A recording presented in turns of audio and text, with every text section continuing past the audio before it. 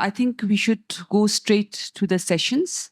All right. And the first session that we are having is an introduction to Garo oral culture. Let me begin straight away. When we speak of culture, what do we think? What comes to our mind? How do we define culture? There are many ways of defining culture. They may be long ones. It may run into pages. But the most easiest and the most simple way of defining culture is that culture is simply a way of life of groups of people. So in Garo, what would you say? You would say Jatni Manderangni Takpewal. So it's simply that. But within this little line where you say it is a way of life of a group of people, it includes many, many things. What does it include? It includes values, our values, what we think is important. It includes our beliefs. All right? It includes our practices. All right? And it also includes our habits. Okay? So these are the important components of a culture of a group of people. Now, another thing is when we fill up forms, we normally have these columns which say your nationality. And what do we write? We write Indians, right? We write Indians because we belong to this state called India, and that is bound by certain geographical lines. All right. On the other hand, we are asked about our ethnicity. What is your ethnicity? Then we answer, we are Garo, we are Assamese, we are Khasi. Okay. So what does this ethnicity mean? So this group of people who follow or who practice a particular way of life belong to a certain ethnic group. Now, I don't want to go too far into ethnicity because that is altogether another very, very important topic, diverse topic, and it requires a lot of discussion. But suffice to say that when you say you belong to an ethnic group, you are coming to an agreement with a group of people who are in agreement with you regarding your language, regarding your behavior, regarding your traditions, regarding your customs and your practices and your beliefs. What does culture include?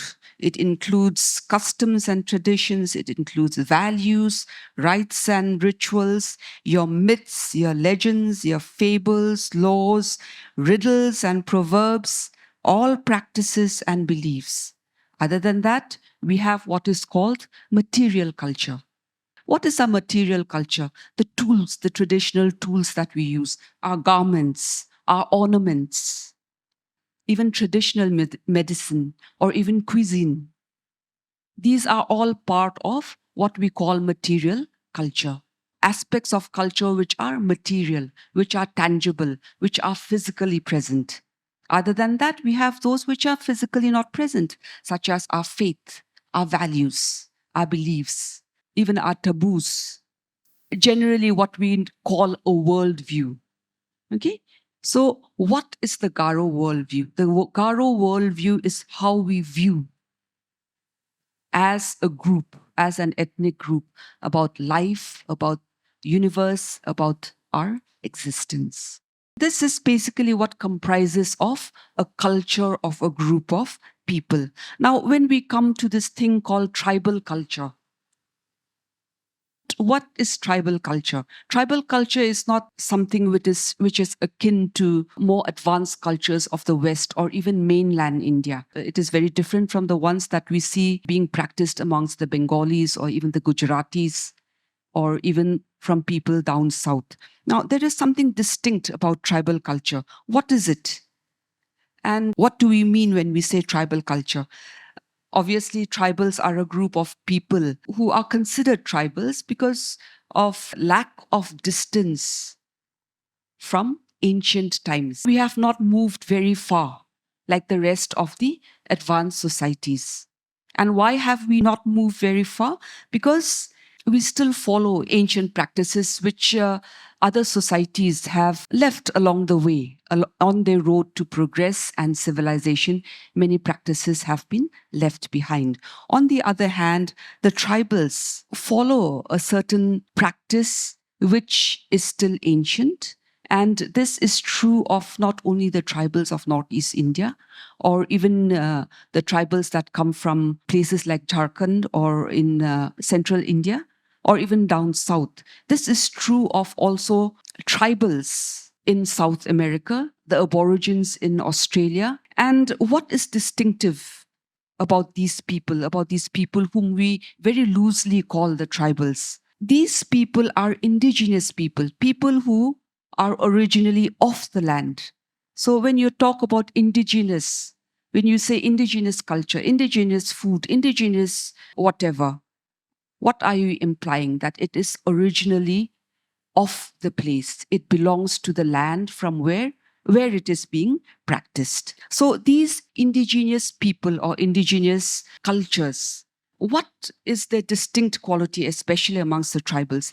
It is their connectedness to nature. It is their connectedness to nature. And over the years, one of the reasons why we are having this symposium is because there is an increased interest in the cultures of the indigenous people. In 2019, the UN declared that year to be the year of the indigenous people. And then they changed it into the decade of the indigenous people. So it's not the year, this entire decade is the decade of the indigenous people. Now, why is there a sudden interest in the behavior and the culture of indigenous people? Why? Because at the moment, we have things which are preoccupying all the nations of the world. You have global warming, you have environmental crisis, you have ecological imbalance. And it is these tribal people with their knowledge of nature, with their traditional knowledge about the land and the surroundings, which are a result of their ancient practice. Their familiarity with nature and the ancient culture is the reason why we are being looked at once again with interest. So things that were practiced back in the day and which are no longer practiced is being sought to be revived. And why are they being revived? Because they have a very important ecological role to play.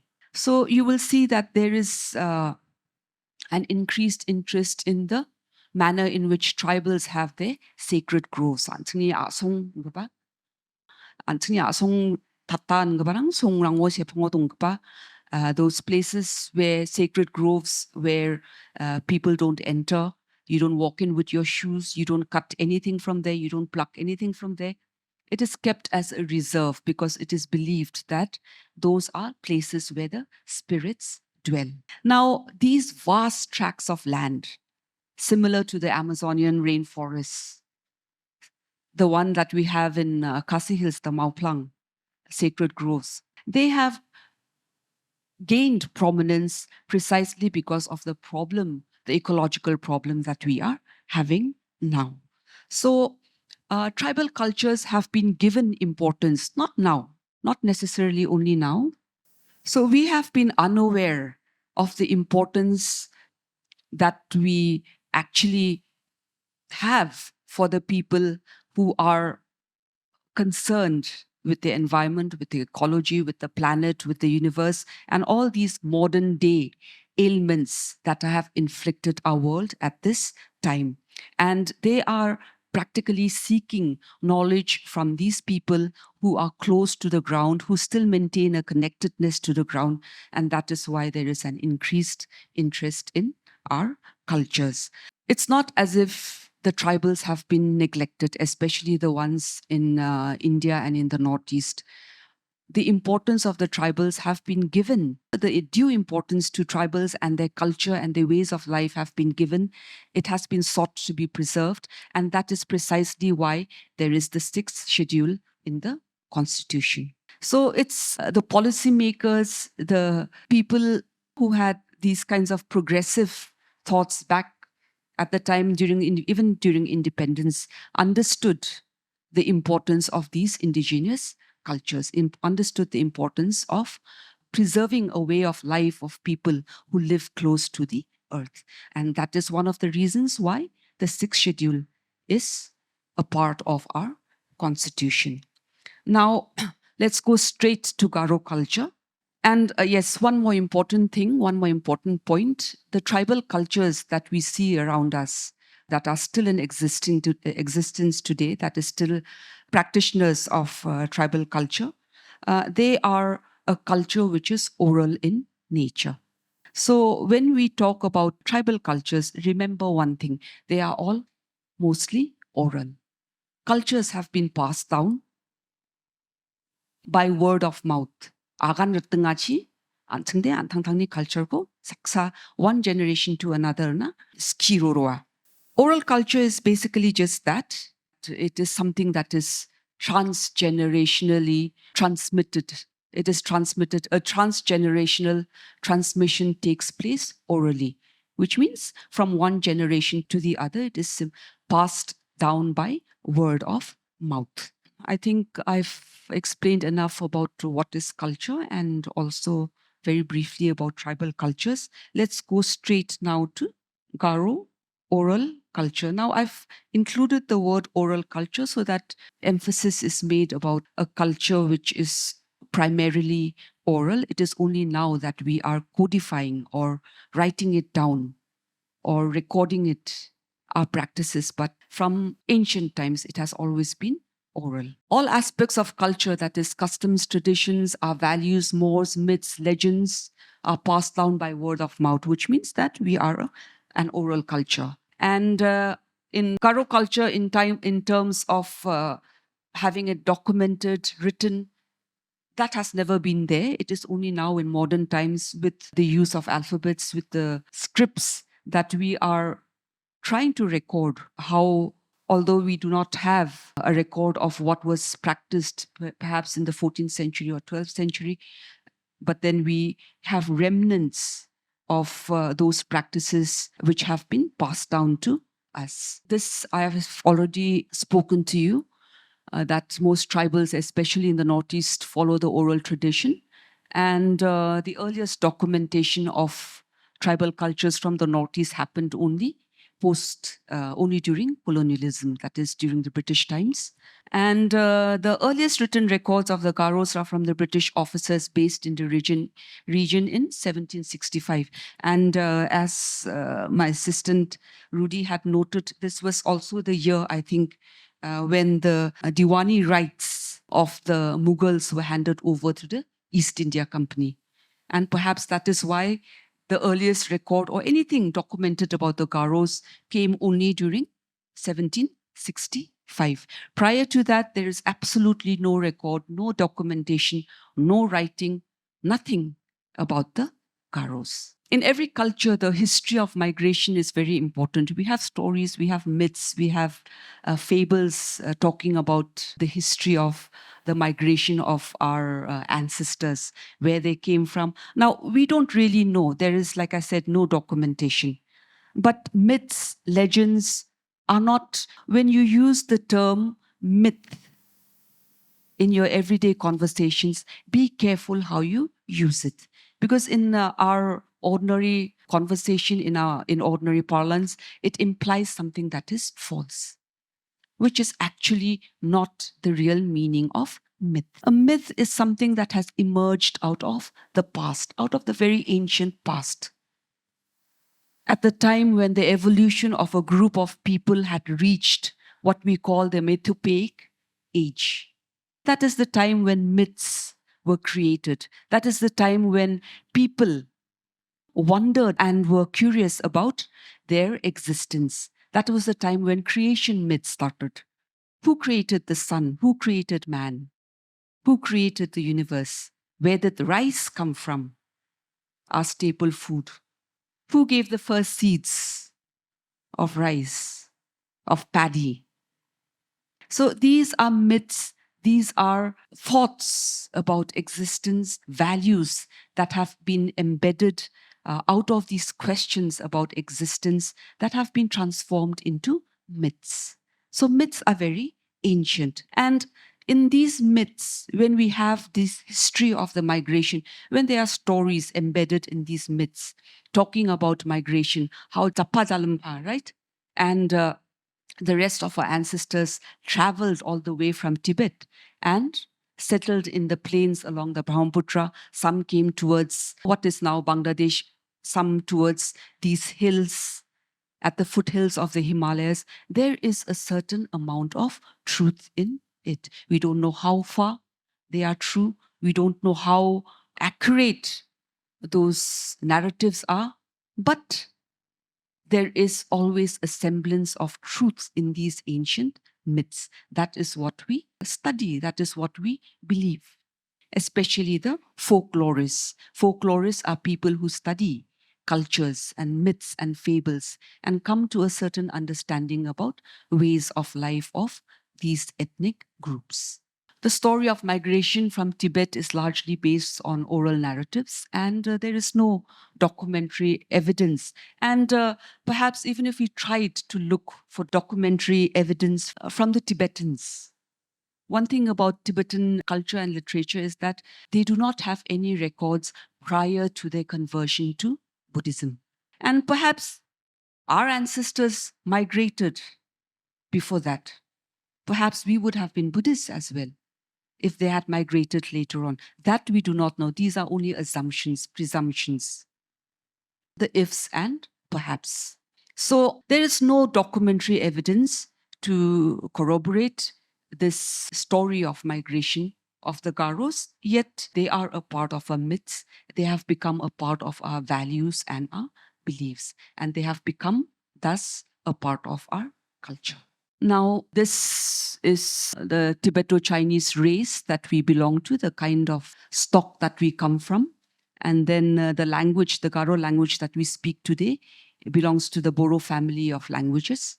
And these are some of the profiles that we get from writings recorded during British times about the Garos from the hills. Garos from the hills and Garos from the plains were of a totally different kind and a different nature. The people from the hills were far more wilder because of the lack of communication, because they lived in isolation. Whereas the ones who lived along the plains were far more progressive because they had more and earlier interaction with people from the plains. And so that is why the Garo language that we write today, our script, our language that we write today, I think belongs to the Awe. So Awes were basically spoken along that area, and they were the first to have opportunities towards education, towards various means. And that is why it became quite natural that we followed the Awe over time.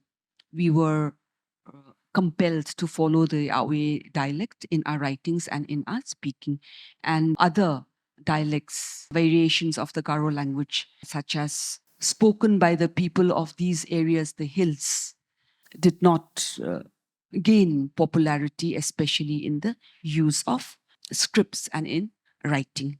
So the ferociousness of the Garos and their habit of head hunting, okay, because heads were taken as trophies. And it was because of their reputation that the Garos were mostly left undisturbed right from the Mughal times. And it is only after 1765 that there was gradual interaction between the Garos and the British. So in that sense, I should say Garos were discovered quite late. Yes, we were left on our own till about, maybe about how many years? 300 years back? Yes? Now, the Garos engaged with trade. I think this is something that, just for your information, they were known to kidnap people. And obviously, the British gradually subdued them, and they became a part of those large estates manned by zamindars and landowners. These are some of the key developments that have led to the transformation of the Garo people over time. I'm just going to show you this because I need to come to a more important part. So these were events in the past 100 years, which led to the changes that have taken place and of which we are part now. So the conversion, the arrival of the Baptist missionaries, arrival of the British in Garo Hills, and I think in 1865, 67, somewhere along that time, and the use of the Roman script, that is a very important event which has brought about large-scale changes in the culture and the way of life of the people. Translation of the Bible, establishment of schools, and then the coming of the Catholic Church in the later years in 1933. Now, this is the main part which I want to focus on. And these four, religion and our family and kinship and agriculture, which is a means of livelihood, and the system of education, which came about through institutions like Nukpante, and then the myths and the fables. Okay, these are the basic components of what we call Garo culture, or what we identify as Garo culture. Now, if you notice, everything, whether it's agriculture, family and kinship, whether it is religion, and whether it is education, it all points towards the land. So what I am trying to imply here is that it is not agriculture or kinship or even religion that has given us this need to value land and to hold it in great importance. It is the land which is so important that it has given rise to a certain kind of a religion, a certain kind of a kinship, a certain kind of a livelihood, and a certain means of education. You understand? Than what we see and what we understand on the surface. Then, of course, Wangala. Wangala is something that we see, the real Wangala when we go to the villages, and then the 100 Drums Wangala festival, which is a kind of a show which is meant to preserve the ways of life of people. So that is basically something that was structured and conceived of only after statehood, that is I think in 1976. So the real meaning of Wangala, what is behind it, and matrilineal, what are the various aspects of matrilineal, Nokmaship, that institution, and Nokpante, although it is no longer practiced, how important it is. These are things that you will understand today as you go along. So why is land so important? Land is important because it is the basis and the foundation of the entire society and culture of the Garos. Now, it is also the primary source of our livelihood. And when I'm talking about land, I'm not talking about the land that you have in town for which you hold a pata. I'm talking about the community lands in the villages, the land, the Akhang lands. And then obviously our culture has come about, ancient practices has come about as a result of certain values and practices that we practiced in the past. And when you talk about property and wealth in terms of culture, in terms of an ancient way of life, property and wealth simply means what? It means agricultural land. It's not your gold, it's not your big house, it's not your cars. Okay, it's just agricultural land. The institution of the Akhang Nokma, or the chief of community land, is one of the most important institutions. And the Songsarik religion is based on land and farming. If you are interested, we can have a similar program where you can get a better understanding of the Songsarik religion as well. So if you look at the practices, the beliefs, and the values that are in that faith, in the Songsarik faith, it is based purely on land and farming. The spirits that are worshipped are spirits that guard the land, the waters, the land, the great giver, the giver of paddy. Minima Kire Rokme, the goddess of the oceans, the one who brings rain, Goira, the god of thunder. So all these spirits that are worshipped, all these gods, deities, demigods, they all have to do with farming and with land and the environment. So that is where our religion is based. Now, similarly, lineage. Now, when I think you'll be clearer when Madam talks to you about matrilineal, but this is something, again, which needs to be put into emphasis.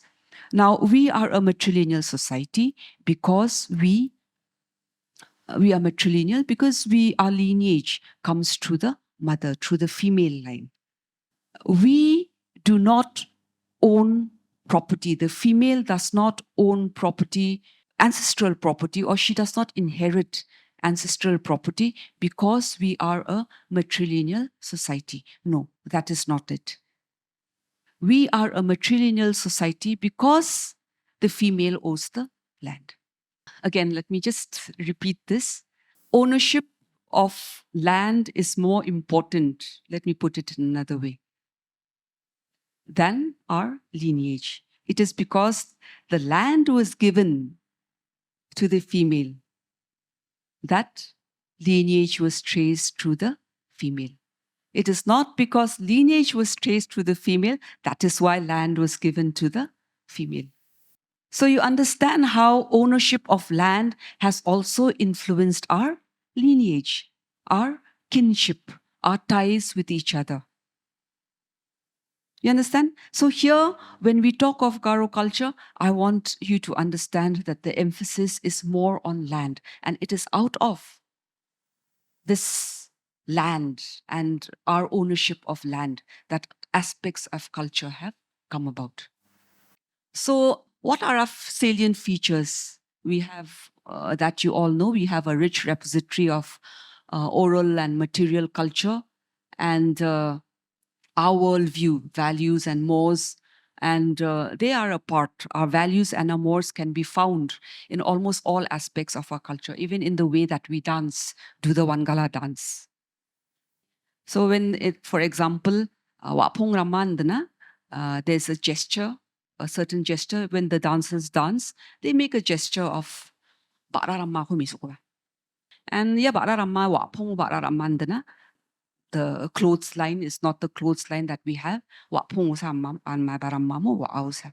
is that showing? What is that act of Ba'ra or drying your clothes out in the sun showing? It is showing a worldview, a certain worldview. It is showing a value because there is a meaning behind that. And what is the meaning? That your good deeds will never be hidden for long, no matter how quiet you may be about it, that it will be exposed to the world when the time is right. And that is part of the values of the Garo people.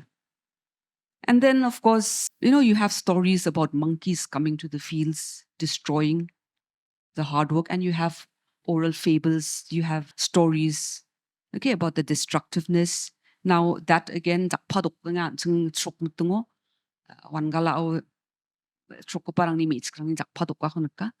yes, so what are they doing? They are chasing away the monkeys. And when they are chasing away the monkeys, what are they also doing? They are also trying to chase away things which are destructive.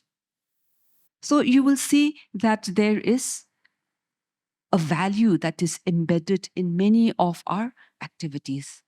And that is why it is important let me come to this, that is why this symposium is important, because many of you are now involved in using traditional motifs, traditional ideas into your art, into your craft, perhaps to your music, perhaps to your painting, perhaps to creating garments or ornaments or to cuisine.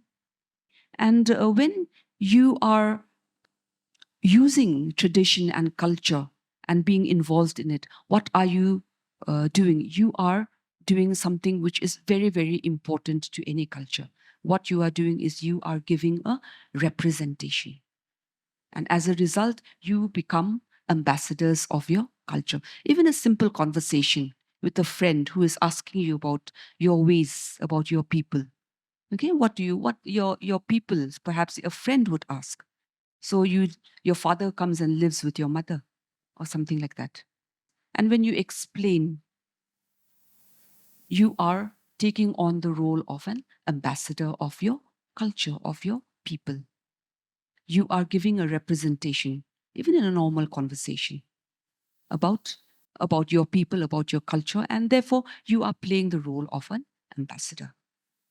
And therefore, when you give explanations at this time, this digital time, this day and age, where information travels in a flash, and people are so impatient that we don't have like Robin Sperling or even Veria Elvin, who lived with the tribal people for 10 years, 20 years before writing about them. So you have YouTube influencers, Instagram influencers coming here, asking one or two people about this, that, and then finally giving a kind of information about a culture of a people that is so deep-rooted and that is so complex, which is explained in 2 minutes and which is disseminated to the world.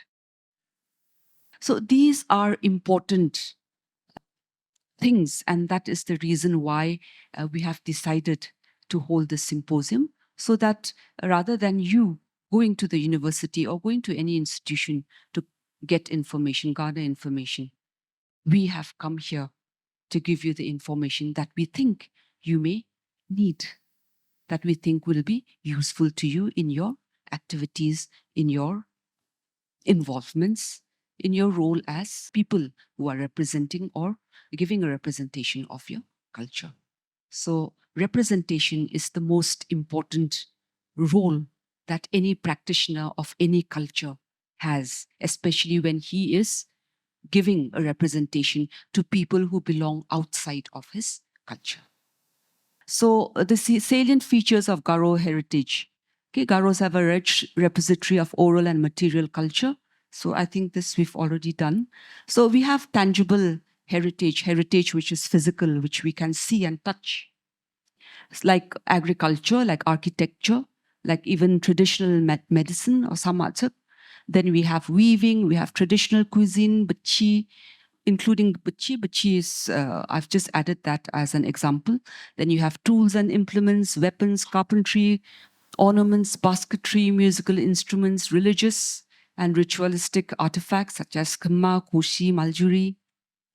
Then you have the intangibles such as our religion, that is Songsarik religion, Nokpante, the manner in which education is passed down. Then festivals, rites, rituals, ceremonies, customs, conventions. Look at the numbers. You have myths, folk tales, laws, legends and fables, songs including ballads, chants, reportees, poetry, epic narratives, riddles, superstitions, proverbs, idioms, couplets. These all form part of what we call our culture. And what you are learning today, what our resource persons are going to tell you today is simply a tip of the iceberg. So now I think with this small presentation, I think you can understand the vastness and the richness of what we call Garo culture. And one more very important thing, I have many important things to say and I keep forgetting. Anyway, the most important thing about our culture today is that we are a living culture, because we still follow many of these ancient practices, which is not there in many parts of the world, in many cultures around the world today. And that is why there is a greater curiosity and a greater need to study Garo culture coming from people like environmentalists, anthropologists, sociologists, who are interested in studying the way of life of a people who are still living that culture. Thank you very much.